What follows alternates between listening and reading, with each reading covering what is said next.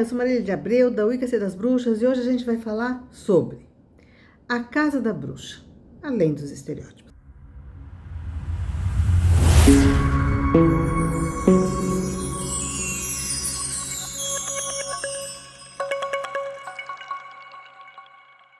Quando a gente fala em casa de bruxa, todo mundo pensa nas histórias infantis, né? A ideia da casinha no meio da floresta, de madeira, simplesinha, saindo fumaça, com coisas feitas de doces, né? Para atrair as criancinhas para serem comidas. É uma ideia, ou então a ideia da casa da Baba Yaga, que tem uma casa com pés de galinha que anda, né? A ideia da casa de bruxa é uma casa, se vocês forem pensar, é a ideia da casa de vó. Hoje o pessoal fala, né? Como as casas hoje em dia, as casas modernas, elas estão adoecendo as pessoas, né? Essas casas sem identidade, essas casas sem vida, sem história, né? É aquela coisa tudo bege, branco, cinza, muito clean, linhas retas, a ideia da coisa muito sóbria, parece um hospital, enfim. E a casa de bruxa é o contrário disso, né? Por quê? Quando a gente fala na bruxaria, as pessoas pensam só nos aspectos, assim, digamos, esotéricos, né? Uma casa de bruxa tem que ter cristal, a casa de bruxa tem que ter incenso, tem que ter estatuazinhas de deuses espalhadas pela casa, tem que ter velas coloridas, escassais, enfim. Mas a casa de bruxa é muito mais que isso, né? Aliás, toda a casa, né, deve refletir a natureza da pessoa que habita. A pessoa tem que se sentir em casa, né? A ideia de lar é uma ideia de acolhimento, uma ideia de pertencimento, não é só uma ideia de alguma coisa que você queira mostrar para as pessoas, né? Aliás, bem pelo contrário, né? Muitas vezes, inclusive a ideia das bruxas não necessariamente está querendo ostentar que é bruxa, mas as coisas podem estar muito bem escamoteadas, mesmo sendo uma casa de bruxa, mesmo assim, não necessariamente vai ter um pentagrama gigante na porta, não necessariamente, tá? Quando a gente fala de ser bruxa, a gente está falando de uma pessoa que está buscando uma inteireza. A pessoa que está buscando uma conexão, uma sensação de coerência, né? E principalmente está expressando aquilo que é a sua verdadeira natureza. Quando a gente fala nisso, a gente pensa assim: o que uma casa tem que ter? A casa, ela vai ter sempre a história. A ideia, se a casa tem a ver com lar, tem a ver com família, ela também tem a ver com história. E tem a ver com história, e essa história ela vai estar presente. Então, é uma caneca lascada que foi da sua avó, é um paninho de prato que foi de uma tia, é uma toalha que está não necessariamente tão bom estado, mas ela está, aquela coisa que é a toalha que você se servia quando era criança, são os cheiros, os objetos têm uma conexão espiritual. Na verdade, tudo, quando uma pessoa é bruxa, a gente fala para as pessoas, gente, não saiam comprando na primeira lojinha esotérica os seus instrumentos de magia, porque esses instrumentos eles têm que ter uma conexão com a sua história, com o seu passado, com a sua verdadeira natureza. E você vai ter esses instrumentos, mas eles vão ser muito a sua expressão. A mesma coisa, a gente fala de objetos, de acessórios, na indumentária, as coisas têm um propósito. A gente não faz as coisas só por enfeite ou só para parecer bruxal. Então não vai ter um monte de gnominho, um monte de... As bruxinhas que eu tenho aqui, que são de decoração, todas eu ganhei, nenhuma eu comprei. Só uma, eu comprei só uma foi comprada. E assim, por que isso? Porque não é decoração. né? Na casa de uma bruxa, as coisas têm algum propósito no sentido de representar algum significado, né? Esses objetos que a gente guarda relacionados a antepassados é um elo, são elos. Elos que a gente tem com aqueles seres que inclusive em rituais, em magias, a gente, quando quer ter contato, quer trazer a natureza daquelas pessoas, trazer aquela energia, quer representar os antepassados, é com aquilo que você vai usar. E sem contar que assim, não é só a energia, atrair o espírito daquela pessoa. Mas, por exemplo, sua mãe cozinhava muito bem e você ficou com a colher de pau dela, aquela colher presenciou muitas comidas boas, aquela colher vai te ajudar. Ela tem um propósito de fazer aquelas coisas e ela vai ajudar você a fazer aquela comida boa. Os instrumentos, não se esqueçam que quando o pessoal vai falar assim, você assistiu o filme Fantasia do Walt Disney, né? Mas a ideia da bruxaria, a bruxaria é uma religião animista. A gente considera que a presença do divino está em tudo.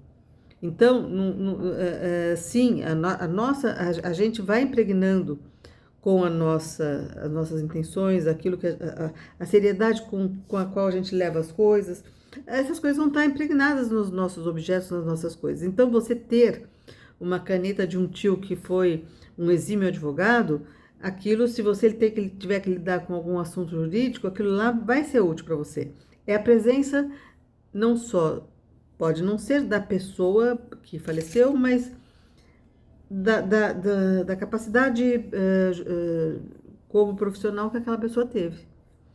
Tá? Então, sim, a gente guarda as relíquias, né? O pessoal fala do Harry Potter, mas sim, essas relíquias são muito reservadas. E isso tem muita gente que fala assim, todas as áreas esotéricas são meio parecidas, assim, a gente entra em confronto com muitas delas. Quando a gente fala, por exemplo, do Feng Shui, o pessoal fala, joga fora as roupas, joga fora isso, joga fora tudo que é velho, tudo que é quebrado.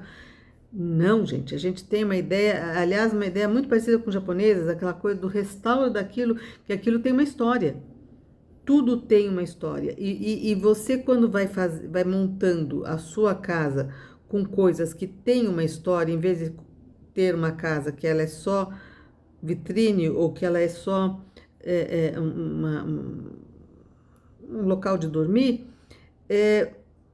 ela também vai desenvolvendo uma natureza dela. A casa vai se tornando como se fosse... A bruxaria fala muito dos daguides, né? De você formar... vamos pensar agora esqueci o nome. Você vai montando com diversas partes alguma coisa que vai formar uma coisa inteira, né? Então, quando você pega e faz você vai montando, tem a coisa de um lado da família, um outro lado da família, você tem coisas que são de uma avó, a outra avó, que às vezes não se davam, mas você é o fruto daquelas pessoas, então você é para ser a síntese, então aqueles objetos estão sempre te lembrando que você é aquela síntese, né?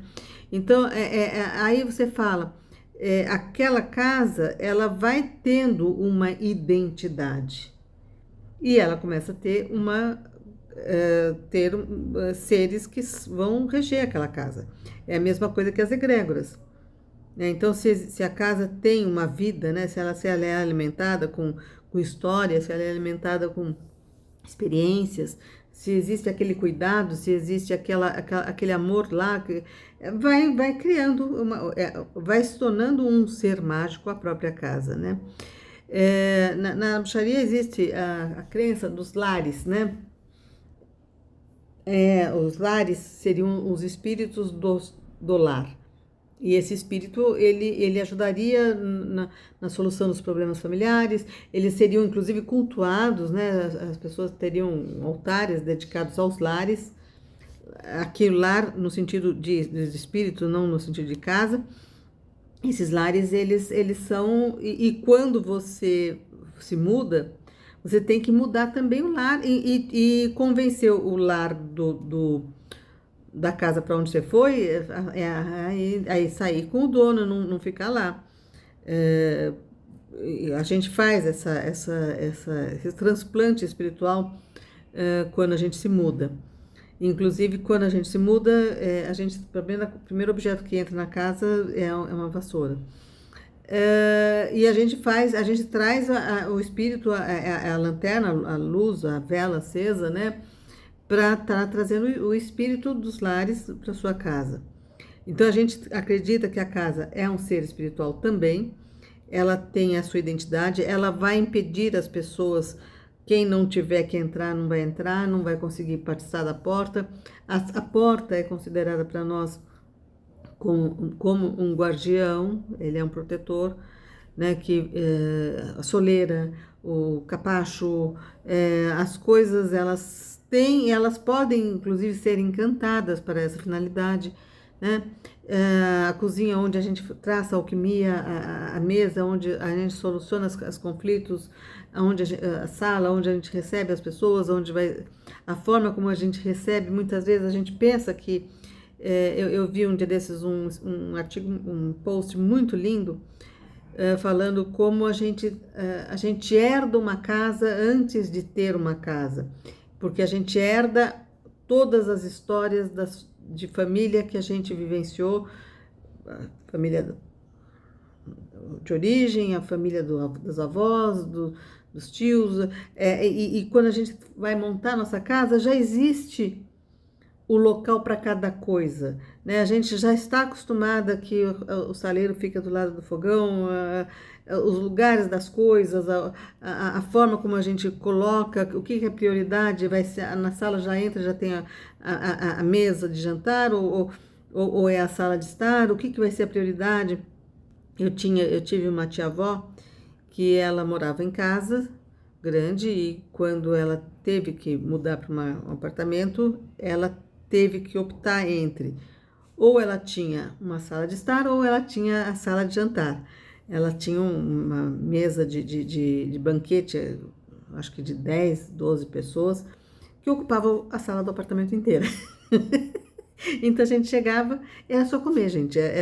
Família de origem italiana, a gente saía de noite jantado. A gente chegava antes do almoço, ia as entradas, não sei o quê. Quando a gente saía com a janta. Era só comer. Era a forma como aquela família lidava, né? Então quando você tem, a gente, né, tinha, né? A gente quando tem essa casa, né? Ela são os aprendizados de ideia de casa que a gente vai trazendo. Os objetos vão representando histórias. Histórias de viagem, histórias de experiências. Então, não é decoração. Ah, não combinou isso aqui não combinou, mas isso aqui faz parte da minha vida. Né? Isso aqui representa o ponto mais importante para mim. Na minha casa tem caminha de pet espalhada. Tá, pet é morador. Então, tem caminha de pet espalhada. Onde eu tô, eles estão deitados, vendo, me acompanhando. Pronto, quer ver? Ó, tá. Onde eu vou, tá lá. Né? Então, assim, a gente tem... uma casa tem que ser isso. Por quê? E por que a gente tem esse valor, né? Quando você tem uma casa que você imita uma foto de revista, uma revista de decoração, alguma coisa assim, você está fazendo alguma coisa para fora, para as pessoas verem que você tem dinheiro, que você fez uma coisa da moda, que você está antenada, que você está coisa. Quando você faz uma casa montada com aquilo que tem história, aquilo que te remete a alguma coisa, você está fazendo uma casa para você. Como para a bruxa, o mais importante é você estar se sentindo representado em tudo que está na sua casa, e tem também essa coisa que eu falei, de os objetos carregarem aquela energia daquilo que foi continuado, quer dizer, você comprou um objeto, mesmo que seja usado, ele tem uma história, aquilo para você traz a energia do que aquilo representa. Né? Então, você teve um tio que foi escritor e que tinha uma máquina de escrever. Hoje, você não vai usar a máquina de escrever. Eu tenho livrinhos de receitas da minha avó, que eu não fiz, quer dizer, eu só fiz uma receita para dizer que não fiz nada. Tá lá, a letrinha dela.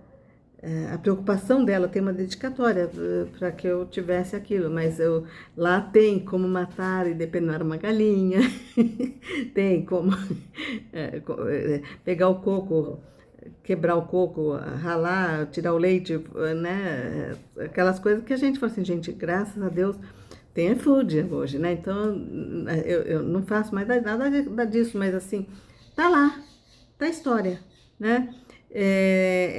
A letrinha dela, é a intenção dela de querer passar para frente o conhecimento que ela tinha, e aquilo era importante para ela, aquilo é meu elo com ela, e é assim. E tudo isso tem uma força de magia, tá? Faz parte do universo da bruxa entender a energia que vem com as coisas.